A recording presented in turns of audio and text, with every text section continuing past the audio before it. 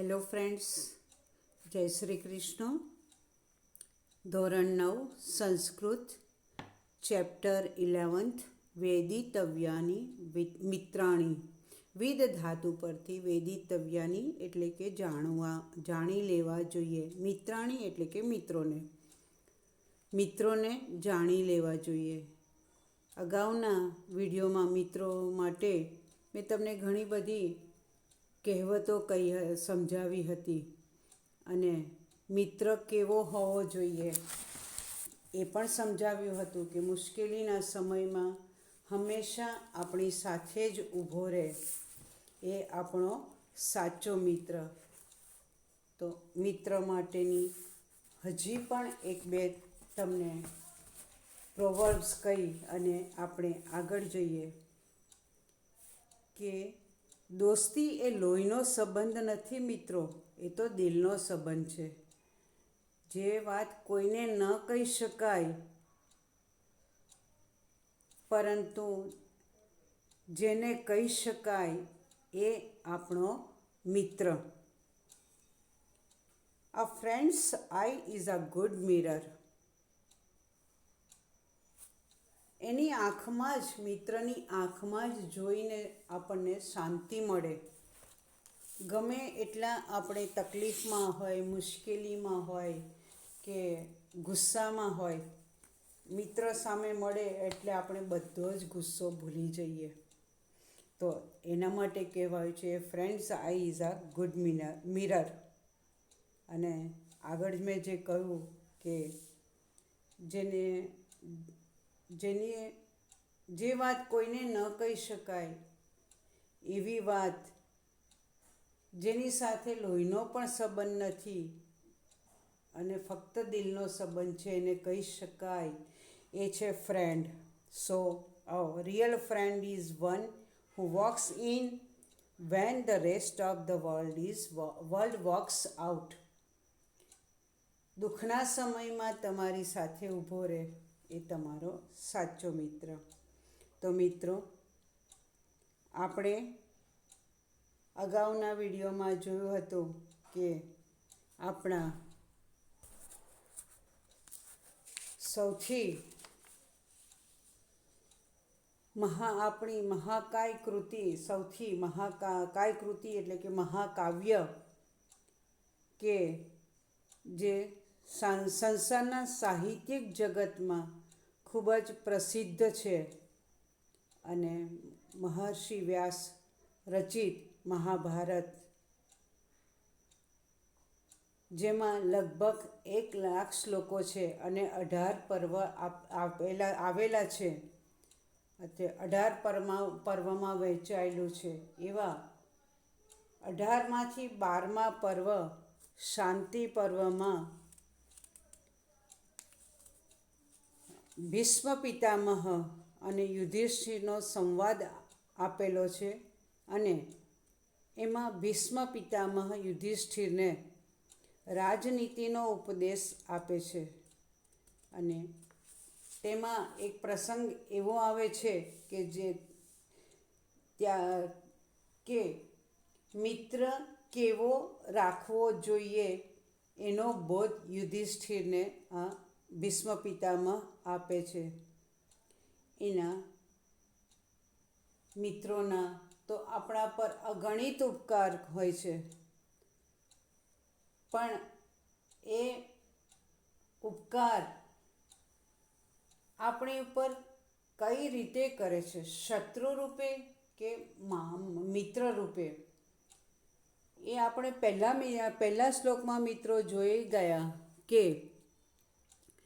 વેદિતવ્યાની મિત્રાણી એટલે કે મિત્રોને જાણી લેવા જોઈએ અથવા ઓળખી લેવા જોઈએ. કારણ કે શું છે, મિત્રો આપણા શત્રુ પણ હોઈ શકે. બહારથી આપણને દેખાય કે એ આપણા મિત્ર છે, આપણી સાથે ખૂબ મીઠું મીઠું બોલે, એમ જ લાગે કે હા આ તો મારા ભાઈ જેવો જ છે. પણ મિત્રોને પણ જાણી લેવા, કારણ કે એ સાચો મિત્ર છે કે તાલી મિત્ર છે. સાથે સાથે શત્રુઓ, એમ કહેવામાં આવ્યું છે કે વિજ્ઞેયાશ્ચપી શત્રવઃ, એટલે કે શત્રુને પણ જાણી લેવા જોઈએ. કારણ કે કેટલીક વખત એટલે ઓળખી લેવા જોઈએ કે કેટલીક વખત શું છે કે શત્રુ આપણો હિત શત્રુ હોય છે. ભલે એને આપણી સાથે દુશ્મનાવટ છે પણ મનથી એ હંમેશા આપણું સારું જ ઈચ્છતા હોય છે. તો આમ શત્રુ મિત્ર રૂપે હોઈ શકે છે અને મિત્ર શત્રુ રૂપે હોઈ શકે છે. આમ મિત્રોને આપણે ઓળખી લેવા જોઈએ. અને દુનિયામાં આ બાબત ડાહ્યા અને સમજદાર માણસોને માટે ખૂબ જ સૂક્ષ્મ જણાય છે.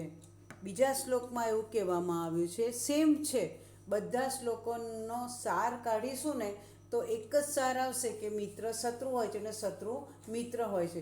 પણ જુદી જુદી વાક્ય રચના દ્વારા આપણને આ એક જ બોધ મળે છે. શત્રુરૂપા હિ સુહૃદો, સુહૃદ એટલે કે દુશ્મન. તો દુશ્મનનું રૂપ ધરાવતા કોણ હોય છે? મિત્રો. અને મિત્રરૂપાશ્ચ શત્રવઃ, શત્રુઓ પણ કેવા હોય છે? મિત્રનું રૂપ ધરાવતા હોય છે. અને મિત્ર ક્યારે થયા હોય છે અને ક્યારે આપણે દુશ્મન થયા હોય છે? તો કેવી રીતે? તો સંધિતઃ અસ્તે ન બુધ્યંતે કામ ક્રોધ વશમ ગતઃ, એટલે કે કામ અને ક્રોધને વશ થયા હોય અને આપણી સાથે જોડાયેલા હોય એ બધાને આપણે ઓળખી શકતા નથી. આ બે શ્લોકો આપણે અગાઉના વિડીયોમાં જોયા હતા મિત્રો. હવે આપણે આગળ જોઈએ તો ત્રીજા શ્લોકમાં નહ અસ્તિ જાતો રિપુર નામ મિત્રમ નામ ચ વિદ્યતે વ્યવહારાશ્ચ જાયન્તે મિત્રાણી રિપવઃ તથા. એટલે જાતુરિપુ નામ ન અસ્તિ, એટલે કે ન અસ્તિ એટલે નથી હોતો. ખરેખર ક્યારેય કોઈ આપણો શત્રુ નથી હોતો. અને મિત્રમ નામ ન વિદ્યતે, અને ખરેખર આપણો કોઈ મિત્ર પણ નથી હોતો. ન ખરેખર કોઈ દુશ્મન હોય છે કે ન કોઈ આપણો ખરેખર મિત્ર હોય છે. તો કેવી રીતે આ મિત્ર અને શત્રુ થાય છે? તો વ્યવહારાશ્ચ જાયન્તે મિત્રાણી રિપવઃ તથા, એટલે આ વ્યવહારથી જ મિત્રો તેમજ શત્રુઓ થાય છે. વ્યવહારથી મિત્રો તેમજ શત્રુઓ કેવી રીતે થાય છે? એટલે આપણા જીવનમાં મનુષ્ય મિત્રો કરવા જોઈએ એવો બોધ ભીષ્મ પિતામહ યુધિષ્ઠિરને આપતા કહે છે કે મિત્રો કેવી રીતે બનતા હોય છે અને કેવા હોવા જોઈએ અને આપણી ઉપર કેવી રીતે ઉપકાર કરતા હોય છે. તો આ મિત્ર શત્રુની જે ફિલોસોફી ઉપરની લીટીમાં આપણે જોઈ તે, એટલે કે કોઈ મિત્ર નથી, કોઈ શત્રુ નથી.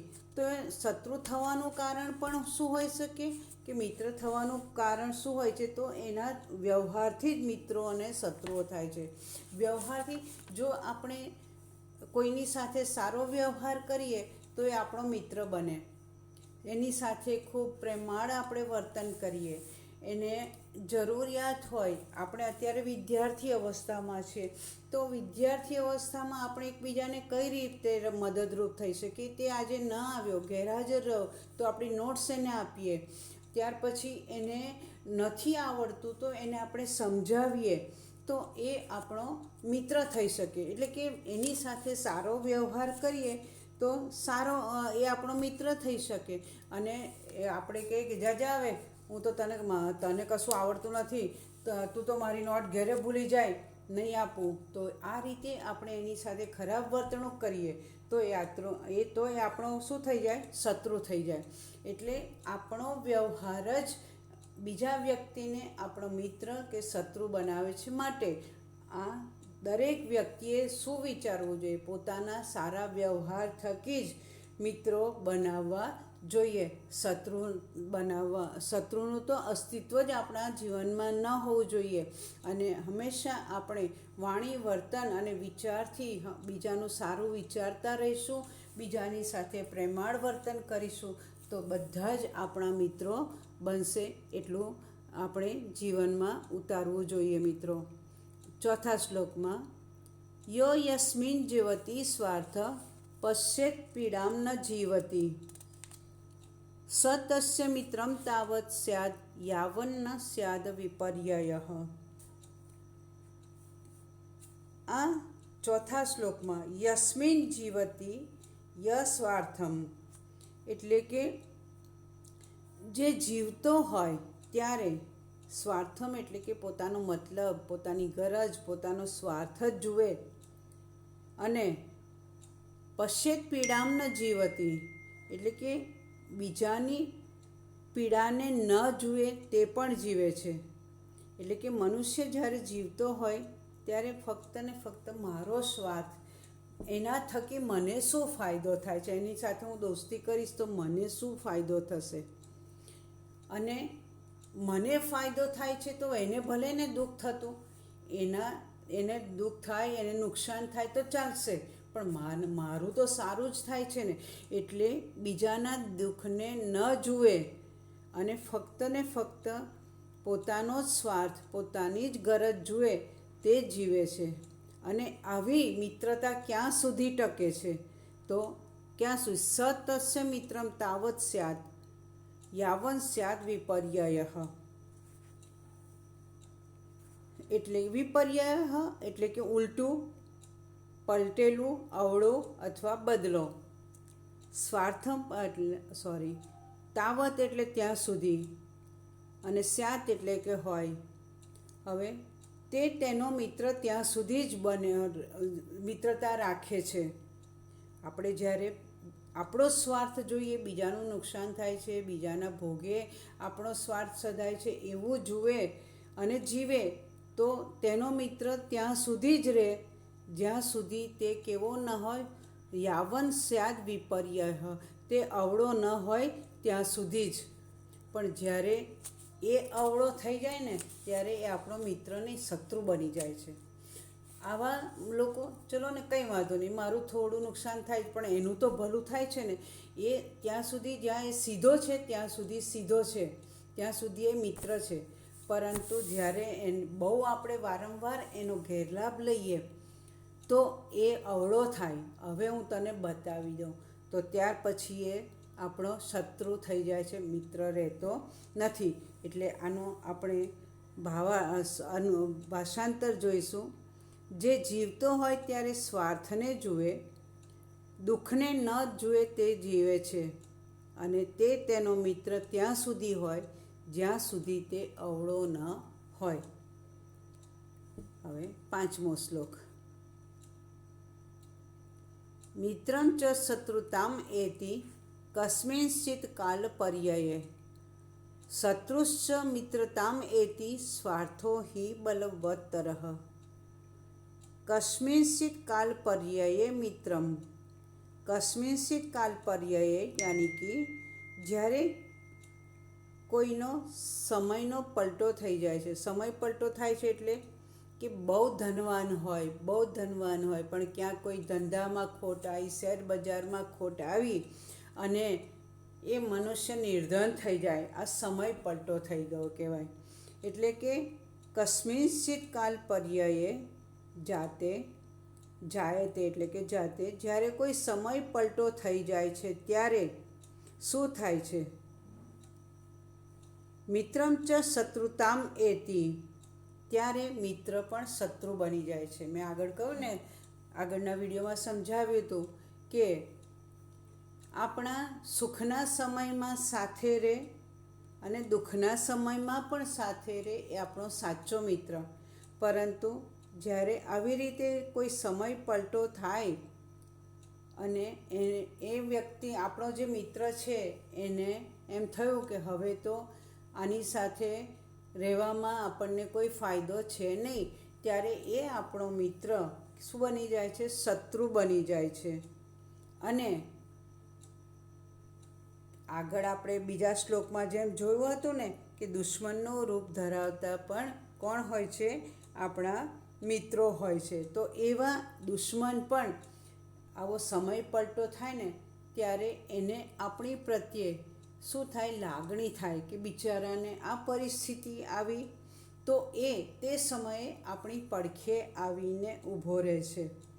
એટલે એ શત્રુ તે વખતે આપણો મિત્ર બની જાય છે. માટે કહેવામાં આવ્યું છે, સ્વાર્થો હિ બલવત્તરઃ, એટલે કે ખરેખર સ્વાર્થ જ વધારે બળવાન હોય છે.